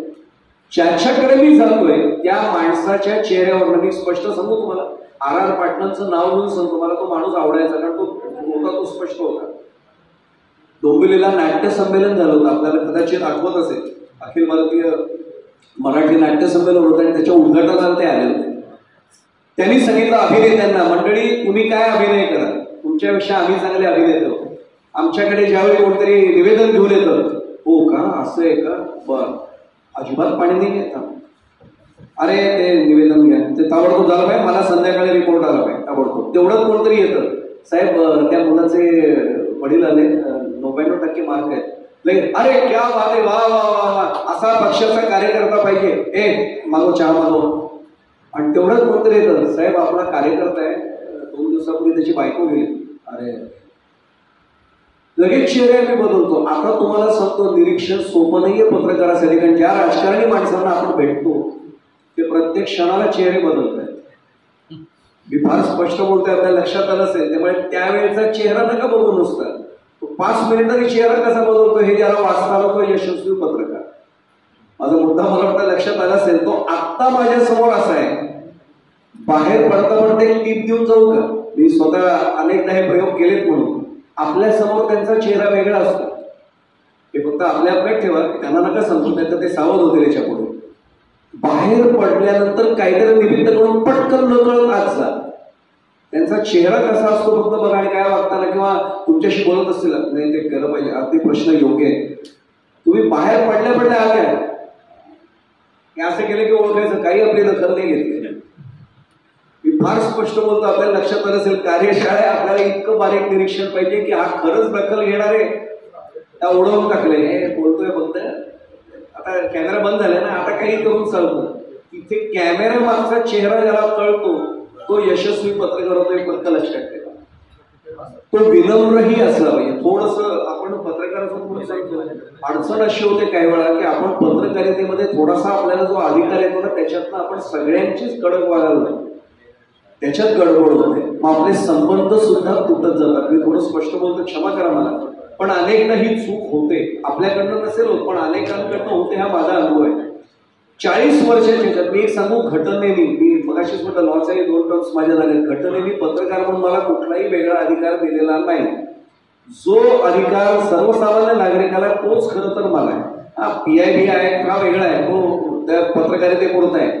पण मला हे समजलं पाहिजे कुठल्याही परिस्थितीमध्ये की निश्चितपणाने माझ्या बाबतीतला जो काही स्वभाव आहे माझा, हा असा असला पाहिजे की मी सगळ्यांना हवा वाचवही वाटलं पाहिजे. तर विनम्र नसून आपण आल्यानंतर काय रे हे अशी जर सुरुवात केली ना, तो तुम्हाला मला टाळणारच हे लक्षात घ्या. आपला स्वभाव कसा असला पाहिजे, युक्ती सांगू आपल्याला, बोलण्यात नम्र असलं पाहिजे, लिखाणात कठोर असलं पाहिजे. माझा मुद्दा लक्षात घ्या, हात जोडून सांगतो, बोलण्यात अतिशय नम्र आपण असावं, लिखाण आपल्या हातात आहे ना, ते करू शकतो आपण. किंवा बोलताना नम्रपणाने बोलायचंय, ते त्याचं मुलाखत दाखवल्यानंतर जी तुमची स्पेशल कॉमेंट शेवटी जी आहे, अभिप्राय बोला ना त्याच्यामध्ये तुम्ही. पण जातानाच जर तुम्ही झालं साहेब आज बोलायचं आहे तुम्हाला माझ्याशी, तो राखूनच बोलेल. आज विनम्रपणे वागताना सुद्धा आपला मुद्दा सोडायचा नाही, पण त्याला हेकटपणा म्हणतो हाही नाही राहता कामा, हा महत्वाचा भाग आहे. कोई आपल्याला लक्षात राहायला पाहिजे. अत्यंत पद्धतशीरपणा हा निर्भीड पत्रकारितेसाठी आवश्यक आहे. कशासाठी ते पण सांगतो. मला एखाद्या काही प्रकरणाचं काही ज्याला आपण काय म्हणतो इन्व्हेस्टिगेटिव्ह जर्नलिझम ज्याला म्हणतो, एखाद्या भांडं फोडायचं आहे ते तो आपल्या भाषेत सांगतो, भांडं फोडायचं एखाद्याचं. माझा स्वतःचा आधी अभ्यास असला पाहिजे ना.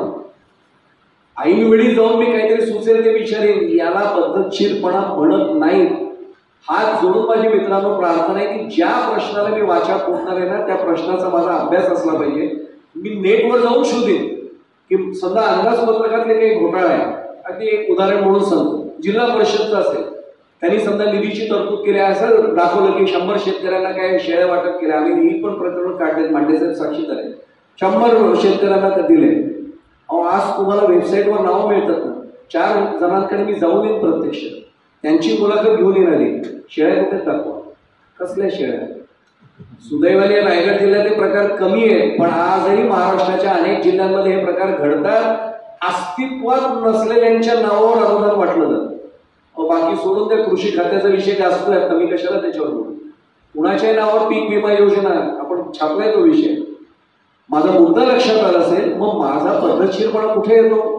माझा अभ्यास पाहिजे. मला कुठल्या विषयावर हॅमर करायचंय, मग त्याचं काय नेमकं आहे, मग त्याची आकडेवारी काय सांगते. मी 4 जणांकडे तरी जाऊन बघून येईल ना, मग मला हातकाने राहतो. रस्ता जाहीर करण्याची बातमी आपली गाजली ना आता एवढ्या, ते तुमचं अभिनंदन आहे सगळ्यांचं ज्याने ज्याने ती बातमी लावली ती.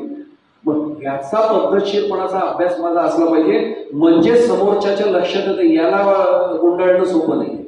आता हातोहात फिरवायला बसले तो. मी एक सांगू, तुमचा माझा काय व्यासंग असेल, एवढा राजकारणामध्ये काही वर्ष राहिलेल्यांचा व्यासंग झाला.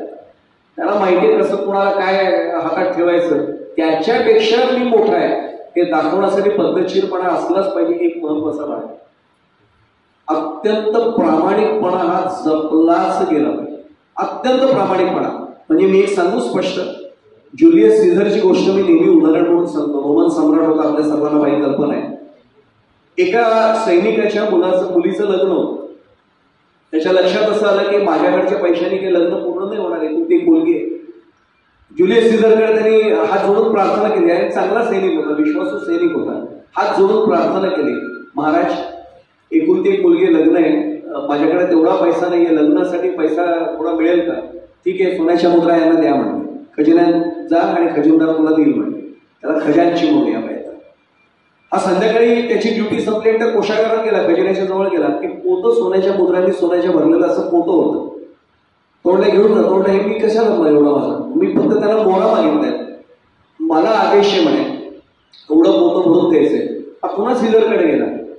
महाराज मी थोड्या मोहरा मागितल्या होत्या, एवढ्या मोहरा नको. नाही मी एवढ्याच देणार म्हटले. त्यांनी सांगितलं एवढ्या मोहरा घेणं माझी लायकी नाही. त्यांनी उत्तर एवढं दिलं, याच्यापेक्षा कमी मोहरा देण्याची माझी लायकी नाही. आपला स्तर, आपली लायकी आपण सिद्ध करायची. त्यामुळे प्रामाणिकपणाचा असा स्तर मला गाठायचा आहे की कुणीही माझ्या पश्चात असं बोट नाही दाखवलं पाहिजे, याला ना एवढं दिलं की हा गुंडाळला गेला, नाही होता कामा नये. इथपर्यंत थोडे कष्ट पडतात. म्हणजे मी तो उदाहरण सांगू, पुन्हा मांडे साहेबांचं मी नाव सांगतो. त्यावेळेचं तटकरे जेव्हा पालकमंत्री होते, सुरेश लाड जेव्हा आमदार होते, मी जाहीरपणाने सांगतो, ते भाषण संपताना म्हणायचे, सुरेश यांना सांभाळाय, 4 पण थांबत नाही, यांना धरून ठेव, मी तुला विचारेन. आणि तरी आम्ही कारण ट्रॅक्स पाठवायचा आपण समजून कसे सटक्याचं आम्हाला माहिती आहे, ते भाऊ नंतर आम्हाला ऐकवायचे, तुमच्यामुळे मला ऐकायला. पण इतकी आपली पातळी रेल्वे त्या पालकमंत्र्याच्या डोक्यात बसलं की कर्जतला आल्यानंतर हे थांबत नाही तिथे. इतकी आपली प्रामाणिकपणाची जर एक उंची आपण गाठली ना की विश्वासार्हता निर्माण होणार, आपला वचक निर्माण होणारच. पुढचा आहे निर्णय. एकदा मी सत्य निवडत गेलो, आता निर्णय मला घ्यायचा आहे. आणि ते हात जोडून पुन्हा सांगतो, इथे खरी कसोटी आहे की ही बातमी छापली तर वैयक्तिक कदाचित मला हा त्रास होईल, बातमी छापली तर समाजाला हा फायदा होईल. आता निर्णय मी घ्यायचा आहे की समाजाचा फायदा मोठा तर व्यक्तिगत माझा तोटा मोठा. इथे निर्णय घेता आला पाहिजे. ती सीमारेषा असते आणि सीमारेषेवर उभा असताना निर्णय घेण्याची क्षमता ज्याला मिळाली तो यशस्वी पत्रकार झाला. त्यातला अत्यंत महत्वाचा भाग आहे. 11वा भाग आहे सुसंगत. अनेकदा 10 मिनिटे मिळतात मुलाखतीत गेल्यानंतर, अगदी साधा भाग आहे. आणि हल्ली एक सांगू तुम्हाला, प्रत्येकाला सवय लागली प्रेस, मी थोडंसं अजून एक स्पष्ट बोलतो, अजूनही सुदैवाने महाराष्ट्रामध्ये काही प्रमाणात पत्रकारिता थोडीतरी शिल्लक आहे. मी फार जबाबदारीने बोलतोय, पण 40 वर्ष पत्रकारिता क्षेत्रात राहिल्यानंतर एक खंत व्यक्त करतो. दुर्दैवाने अनेक चॅनेल्सनी पत्रकारिता या शब्दाचा अर्थच मिळमिळीत करून टाकलाय. सकाळी जाऊन यांची मुलाखत घ्यायची, गोपाळे साहेब तुम्हाला काय म्हणायचंय, आणि मग ते बहीणबद्दल बोलले की दुपारनंतर मी त्यांच्याकडे माईक घेऊन बसायचं. गोपाळे साहेब तुमच्याबद्दल सकाळी असं म्हणलं, तुमची काय प्रतिक्रिया आहे? झालं चॅनेलचं दिवसभराचं काम झालं. अरे याला पत्रकारिता नाही ना म्हणा. मी थोडं स्पष्ट बोलू आपल्याला. गेल्या 6 महिन्यात किंवा 6 वर्षात काढून बघा किती प्रश्न असेल की ते पत्रकारांनी काढले आणि सरकार हल्लंय, आणि किती प्रश्न असेल की विधिमंडळात किंवा राजकीय नेत्यांनी काढण्यात आणि पत्रकारांनी ते लावून धरले म्हणून सरकार हल्लंय. हे थोडं आपण आपलं पाहू म्हणून आत्मपरीक्षण करतोय, आत्मचिंतन करतोय. खरंच किती असे प्रश्न आहेत की ते पत्रकारांनी शोधले आणि म्हणून सरकारला धक्का बसला. मी आपल्याला पुढे जाण्यापूर्वी सांगू, रामभाऊ म्हाळगेंशी मला बोलायचं अनेकदा भाग्य मिळायचं. रामभाऊ म्हाळगे आपल्या सर्वांना माहिती, पक्षाच्या पलीकडे जाऊन काम केलेला लोकप्रतिनिधी होता, आदर्श खासदार होते. शेवटपर्यंत धोतर जॅकेट आणि एवढीशी बॅग घेऊन फिरायचे. लवाजमा नाही, काय नाही, काय नाही, पीए सुद्धा नसायचं बरोबर. रामभाऊ म्हाळगे मला म्हणायचे की तुम्ही पत्रकार जे लिहिताना आम्ही बारीक वाचत असतो, सगळे पेपर आम्ही सकाळी घेऊन वाचतो, मग त्याच्यावर आम्ही एलएक्यू करतो. आता उलट झालं, आमदार किंवा खासदार तिथे काय बोलतात त्याच्यावर आमची बातमी आहे. माझे हात जोडून प्रार्थना आहे, मी विलासजींना धन्यवाद देतो आज कार्यशाळा म्हणून. एक तरी आम्ही अशी सुरुवात करूया की आम्ही बातमी छापू आणि लोकप्रतिनिधींना त्याची दखल घ्यायला लागली. हे झाल्यानंतर खऱ्या अर्थाने एक पत्रकारितेची उंची परत वाढेल.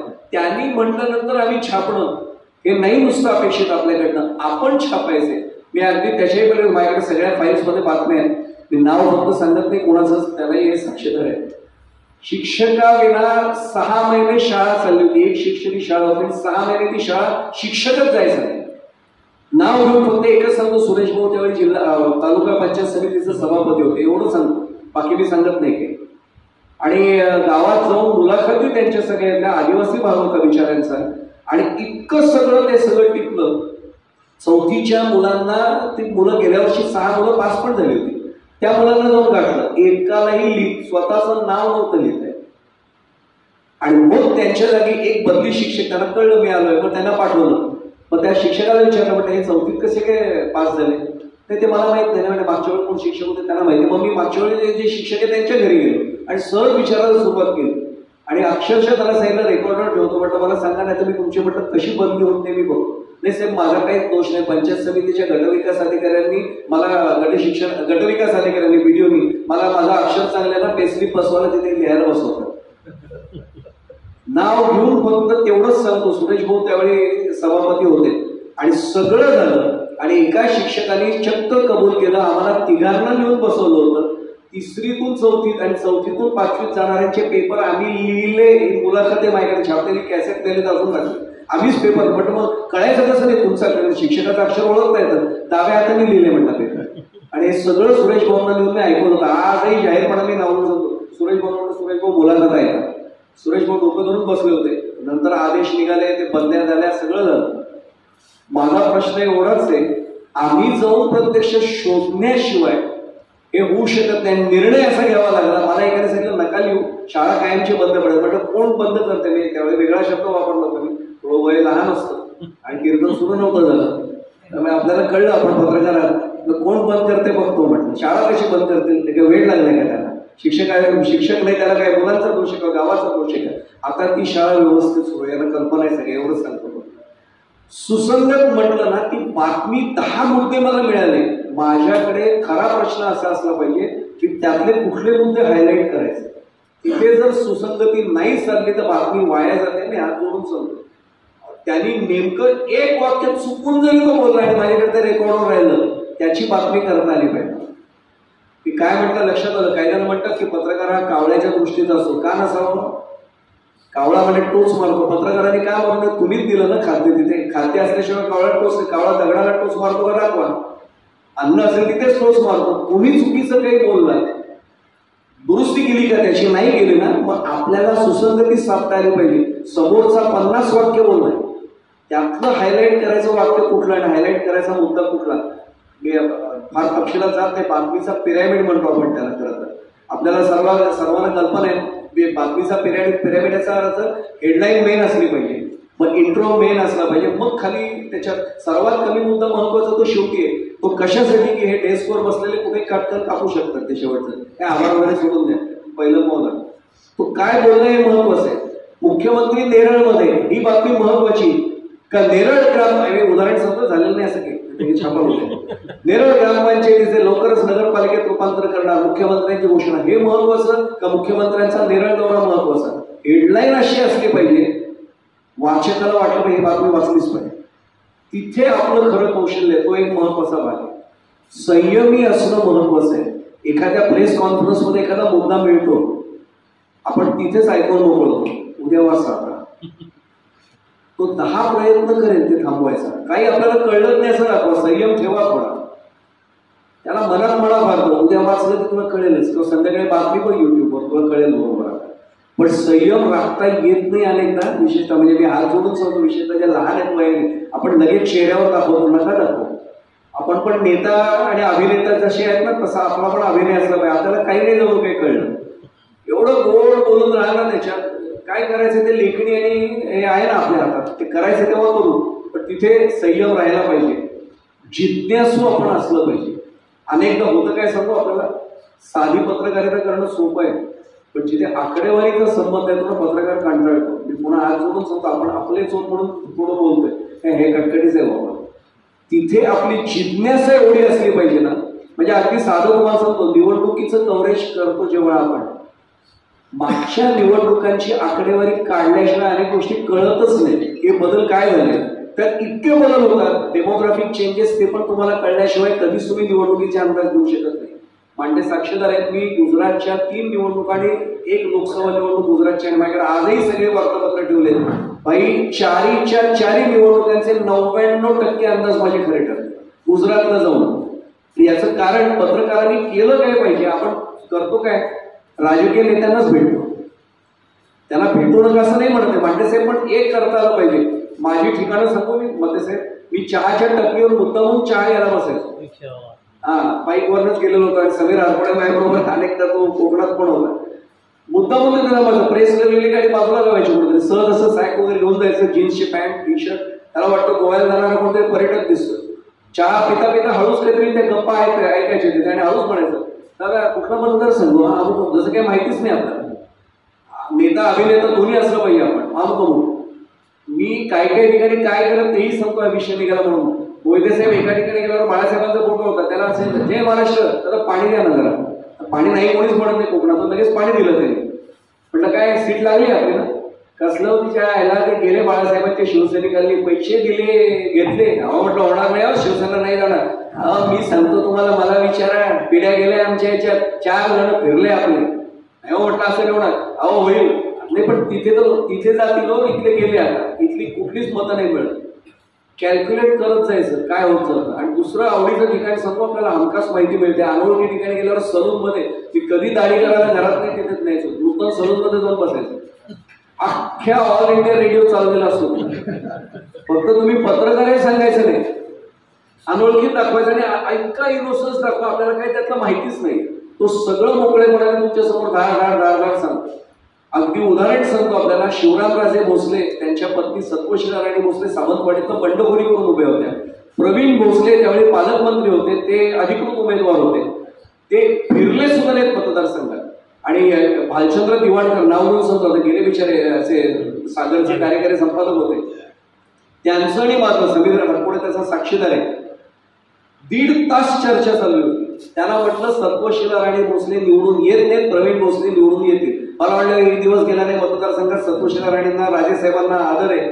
म्हटलं सगळं असलं तरी सांगतो, येतील प्रवीण भोसले. मला वाटलं कशावर, सगळं उठता सांगतो म्हटलं. शेवटचा 22वा कटिंगचा चहा प्यायला कप ठेवला ते, आणि त्यांना म्हटलं आता सांगतो दिवाळकर साहेब, म्हटलं हे इथे बसून एसी केबिन मध्ये बसून नाही समजत, तिथे कळतं राजे राजवाडा आहे, अमुक आहे तमुक आहे. प्रवीण भोसले बद्दल जाहीरपणाने सांगतो, आपण पत्रकार म्हणून काय शोधलं पाहिजे. मगाशी म्हटलं निरीक्षण युक्त बारीक. मला टपरीवर आणि त्या सलून मध्ये भेटलेल्या लोकांनी सांगितलं, ते बाकी आम्हाला प्रवीण भोसलेकडे नको ते यावेळी आम्ही देणारच नव्हतो. पण काय त्यांच्या मुलीचं म्हणा ऑपरेशन आहे, त्यांच्या खरंच मुलीचं हार्टचं ऑपरेशन होतं. बाप आहे शेवटी म्हणे, तो अडकलाय. निदान यावेळी त्याला मत दिलं पाहिजे. बाप म्हणून त्याचं तो कर्तव्य करतो, मतदार म्हणून आम्ही आमचं कर्तव्य करतो. आणि कोकणातले लोक बोलतात ते फार उघड बोलतात. मी कोकणवालाचे म्हणून उघड बोलतात, काही ठेवत ते कोणाच्या समजलं तुम्हाला. हे सगळं कळलं, याला अंडर करंट्स म्हणतात. हे शोधता आलं पाहिजे. यासाठी तुम्हाला जिज्ञासू वृत्ती असली पाहिजे, कुठलं माहिती मिळेल आणि कोणाला कसं करता आलं पाहिजे, ही कला आपण साधता आली पाहिजे. आपल्याला तो महत्वाचा भाग आहे. अत्यंत सक्रियता असली पाहिजे. केवळ निवडणूक आली मग बातम्या मिळतात चूक. एक सांगू आपल्याला, पुढच्या निवडणुकीत कोण कोणाच्या विरुद्ध फिरणार आहे ना, हे आता 5 वर्षातच कळतं. मी आणि मांडेने तर अनेकांना असं पाहिलं होतं की सकाळी यांच्याकडे जेवायला आहेत आणि रात्री त्यांच्याकडे जेवायला आहेत. आता ते कॉमन झालं. आता तुम्हाला ते नेहमीच दिसतात अशी माणसं. आम्ही दोघांनी त्याला एका बाजूला विचारलं, कोणत्या छापू नका म्हटलं, काय नातेसंबंध पडतात ना, मग त्याला पण बरं वाटलं पण यांना पण बरं वाटलं. आणि म्हटलं आज कोणाचे तुम्ही, त्या हसला फक्त, म्हणजे हा कोणाचाच नसतो. मी काय म्हटलं आपल्या लक्षात आलं तुमच्या. पण सक्रिय असलं पाहिजे. समाजात प्रत्येक क्षणाला आपण मिळून मिसळून राहिलो ना, आपण पत्रकार म्हणून आलोच राहिलो की आपल्याला बातमी मिळत नाही. मिळून मिसळूनच राहिलं पाहिजे, म्हणजे मग आपल्याला त्या सगळ्या गोष्टी आपल्याशी लोक बोलायला लागतात. एक बाब अत्यंत चिंतनशीलता, सतत डोक्यात चिंतन पाहिजे. आता माझी कुठलीच बातमी नाही म्हणून मी बातमी नाही असं म्हणता नाही का. मग मी उदाहरण सांगू आपल्याला. एस.के. कुलकर्णी आपल्याला माहिती आहे सर्वांना. त्यांनी आम्हाला एक किस्सा नानासाहेब परोळेकरांचा सांगितला होता. नाभी परोळेकर सकाळचे संस्थापक. एकाला त्यांनी प्रश्न विचारला, काय रे बातमी नाही कोल्हापूरबद्दल. आता परोळेकरांच्या काळातली गोष्ट आहे. तोडला, नानासाहेब काही घडलंच नाही ना. ते म्हणजे वेड्या, काही घडल्यानंतर फक्त लिहितात, त्याला पत्रकार नाही म्हणत, त्याला बातमीदार म्हणतात. पत्रकार हा शोधत पाहिजे, शोध बातम्या असतात. तोडला काय विषय शोधू, तुलाच विचारतो म्हणे. कोल्हापूरचं आहे ना, मंदिरात खांबची संख्या सांग म्हणे, खांबांची मोजलेले होतं, जा आणि मोज म्हणे, त्याची पण तुला एक बातमी करता येईल, रविवारच्या अंकात ती स्टोरी होईल म्हणे तुझी. आणि तो एकदम जागा झाला. हा म्हटलं असे 50 मंदिर आहेत, शोध ना म्हणे, एक रविवारला लेख येईल तुला. हे नानासाहेब परोळेकरांना कळलं की समाजात सक्रिय राहून बातम्या कशा मिळवता येतात. मला वाटतं मला हिंट काही कळलंच आहे. अनेक गोष्टी अशा असतात की बाजूला असतात, कळत नाही की आपल्याला याच्यावरून सुद्धा बातमी होऊ शकते. इतकी सक्रियता, ही चिंतनशीलता असली पाहिजे. सर्वात महत्वाचं, पत्रकारांनी जास्तीत जास्त, म्हणजे आवडून प्रार्थना आहे, कुठल्याच व्यसनात अडकू, कारण आपल्याला अडकवणारे भरपूर सापडतात. त्यांना जर एकदा वीक पॉईंट सापडला ना, हा व्यसनात अडकतो, मग त्याला कसं अडकवायचं हे तुमच्यापेक्षा वस्तात लोक बसले. की पत्रकारांनी म्हणत नाही बघ ना, त्याला मला वाईट वाटतं. अनेक जण आहेत ते अडकवणारच. आणि थोडंसं स्पष्ट संबंध निर्भीड पत्रकारितेमध्ये अडचण कुठे होते, थोडस आपल्याकडे तटस्थता भागच आता संपत चाललंय. मी आपण पुन्हा सांगतो, पण सगळे पत्रकार म्हणून मोकळेपणाने बोलतो. तटस्थता संपत चालली. कुठल्या ना कुठल्या, तुम्ही फक्त कर्जत सोडून द्यावं, अख्ख्या भारतात निम्म्याच्या 10% पत्रकार सोडून द्या, 90% जे आहेत त्यातले 45% मोदी समर्थक आहेत आणि 45% मोदी विरोधक आहेत. किंवा अगदी उलट असेल, 60% समजा मोदी समर्थक, 30% मोदी विरोधक. तटस्थ किती? म्हणजे मोदींचं जेव्हा चांगलं धोरण असेल तेव्हा चांगलं म्हणतील, वाईट धोरण आहे तेव्हा वाईट म्हणतील. असे किती राहिले पत्रकार आणि किती वर्तमानपत्र असे राहिले. मी काय म्हटलं आपल्याला लक्षात आलं असेल. आणि हे कुठेतरी आपण पत्रकार म्हणून अवश्य चिंतन केलं पाहिजे. पत्रकार हा अत्यंत मतदान करताना आपले राजकीय मतं जरूर असावे, ते जरूर करा, कारण लोकशाही दिलेला आपल्याला, तो संविधानाने दिलेला अधिकार आहे. पण मी जेव्हा पत्रकार म्हणून वागतो, आपण प्रिज्युडाइज असता नाही का, हे सर्वात महत्वाचं निर्भीड पत्रकारिता. म्हणजे माझ्या जवळचा राजकीय नेता असेल आणि त्यांनी काही गडबड केली की मी जरा थोडासा त्याला सॉफ्ट कॉर्नर ठेवून कसं लिहिता येईल हा विचार येणारच मला. आणि जर विरोधातला कोणी असेल, सापडला, बरा सापडला, मग विरोधात लेखणी सुरू होते. हे नाही होतं का. आणि एक सांगू आपल्याला, तुम्ही कितीही लपवलं, मी कितीही लपवलं, वाचक आणि प्रेक्षक फार जागरूक आहेत. ते इतके हुशार आहेत, त्यांना लगेच कळतं कोण पत्रकार कोणाचा. हे होऊ नये यासाठी विश्वासार्हता जपणं. आणि मगाशीच मी सांगितलं की विश्वासार्हता जपणारी व्यक्तीच निर्भीड पत्रकार होऊ शकते. विश्वासार्हता आपली केली की तुम्ही कितीही छापावं, ते लोक म्हणतात हे याच भावनेने छापणार, हे यांच्या विरोधात ते ना म्हणूनच छापलं. तटस्थ पत्रकारांनी विरोधात छापू नये. लोक म्हणतात नाही यांनी लिहिले ना, ते बरोबर. मी उदाहरण सांगतो तुम्हाला. त्यावेळी मागो वैद्य तरुण भारतचे संपादक होते. मागो वैद्याने एकाने प्रश्न विचारला होता, तरुण भारतचा खप किती. ते म्हणले खप किती सोडून द्या, माझ्याकडे एक ओळ छापून आली तरी महाराष्ट्रावर परिणाम करते. कारण लोक एवढंच म्हणतात तरुण भारतची बातमी आहे ना, खरीच असली पाहिजे. ही विश्वासार्हता जपणं हे सर्वात महत्वाचं आहे. मी अगदी उघडपणाने सांगतो, तुमच्या माझ्या समोर आपण निर्भीड पत्रकारितेचा विषय काढलाय. आचार्य आत्र्यांपेक्षा कोण निर्भीड पत्रकारितेचं उदाहरण असेल? आचार्य प्रल्हाद केशव आत्रे हे सर्वात चांगलं उदाहरण. पण किती निर्भीड असावं. त्यावेळेच्या पंतप्रधानांना सुद्धा संयुक्त महाराष्ट्रासाठी नडले होते. मी याच शब्दात सांगतो, नडले होते. झेंडूची फुलं काढून बघा ना, मान हलवली, जोरात टोपी पडली, चिखलात, हे लिहू शकणारे फक्त आत्रे होते. आणि संयुक्त महाराष्ट्र समितीच्या वतीने ते निवडूनही गेले. खरं म्हणजे काँग्रेस विरोधात होती त्यावेळी, काही आजच्यासारखा विरोधी पक्ष वगैरे असं काही कोणी हे नव्हतं. संयुक्त महाराष्ट्र समितीच्या वतीने आचार्य आत्रेंनी एकट्याने, ते पत्रकार निर्भीड होते म्हणूनच आमदार म्हणून ते गाजले. हे मी उघड सांगतो. ते आमदार होते म्हणून पत्रकार नाही झाले. पत्रकार चांगले होते, निर्भीड होते, विश्वासू होते म्हणून ते विश्वासू आमदार आणि निर्भीड आमदार झाले. आपल्याला सर्वांना कल्पना आहे. त्यांनी पटकन एक विधान केलं होतं आणि म्हणून दोन्ही यांनी उदाहरण देतं. निर्भीड पत्रकारिता कशी केली आत्रेंनी आणि पत्रकारांचं भाषेवर कसं प्रभुत्व असलं पाहिजे ना, ते पण उदाहरणात कळेल. मग अशा मांडे साहेबांनी त्यांच्या बोलण्यात तो विषय काढलाच होता योगायोगाने. ते पटकन चिडले आणि एवढंच म्हणाले, काय सांगायचं अध्यक्ष महोदय, या सभागृहातले निम्म्या आमदारांची बोलण्यात काही अर्थ नाही, निम्मे आमदार मूर्ख आहे. हा गदारोळ ना सगळं. निम्मे आमदार आचरे शब्द मागे घ्या, आत्रे माफी मागा, सभागृहाचा अवमान करत आहे. सभागृह 10 मिनिटासाठी तहकूब करण्यात येते म्हणून अध्यक्षांनी घोषित केलं. दालनात बोलवलं आत्र्याने, सांगितलं आत्रे मोठे पत्रकार, तुम्हाला काय लिहायचे ते तिथे लिहा ना. मराठा पेपर काढला ना त्यासाठी. इथे नको, माझ्या डोक्याला ताप होतोय, हे आरडाओरडा करतायत. ते म्हणते अध्यक्ष महोदय, खरं म्हणजे की माझं वाक्य कधी बदलत नाही, केवळ मी संसदीय परंपरा म्हणून तुमचा आदेश मानतो. अध्यक्षात ना बदलायचंय ना, माफी, पण मला 2 मिनिटं बोलायला परवानगी द्या. दिली म्हणते, पण माफी मागा. हो मागतो ना म्हणते, शब्द मागे घ्या, घेतो ना म्हटले, पण 2 मिनिटं मला बोलायला द्या. दिली म्हणजे परवानगी. पुन्हा सभागृह भरलं, पुन्हा अध्यक्षांनी सगळं उभं राहून, मी उभा आहे, खाली बसा सगळे. आत्रे माफी मागतायत. आत्रे बोला जरा. आत्रे म्हणले, मी या सार्वभौम सभागृहाची माफी मागतो. अध्यक्ष महोदय, मी भावनेच्या भरात चुकीचं विधान करून गेलो की अर्धे आमदार मूर्ख आहेत. मी माझं विधान दुरुस्त करतो. या सभागृहातले अर्धे आमदार शहाणे आहेत. ज्याने मगाशी गदारोळ केला होता ते बेंच वाजून टाळ्या वाजून अभिनंदन करायला लागले. आत्रेने आणि अध्यक्षाने दोघांनी डोक्याला फक्त हात लावला. अर्धे आमदार शहाणे आहेत म्हणजे अर्धे मूर्ख आहेत, तेच विधान होतं. पत्रकार कसा असला पाहिजे ना, निर्भीड, घाबरणार नाही तुम्हाला, पण माझं सत्य पण सोडणार नाही, पण भाषेचा असा मुलामा चढवून बोलेन ना. आता मला काय म्हणायचं तुमच्या लक्षात आलं असेल, हा त्यातला महत्वाचा भाग आहे. दुर्दैवाने आपण सुदैवाने असे आहोत की कर्जत तालुक्यात युट्यूब चॅनल तुमची स्वतःची आहेत, पण मोठमोठी चॅनल्स, मी फार परखड बोलतो, अनेक चॅनल्स हे आता वेगवेगळ्या ठिकाणाहून गिळंकृत व्हायला लागले आणि ते प्रचाराचं माध्यम व्हायला लागलं. हे दुर्दैव आहे आणि हे आजच घडतंय असं समजू नका. आणि ते फक्त भारतात घडतंय असंही समजू नका. अमेरिकेत जाऊन पाहता तुम्हाला, मी त्या आंतरराष्ट्रीय विषयाचा मला अभ्यास करावा लागतो. CNN काढून बघा आणि फॉक्स न्यूज काढून बघा, दोघे एक या बाजूने एक त्या बाजूने. ही अमेरिकेतली अवस्था आहे.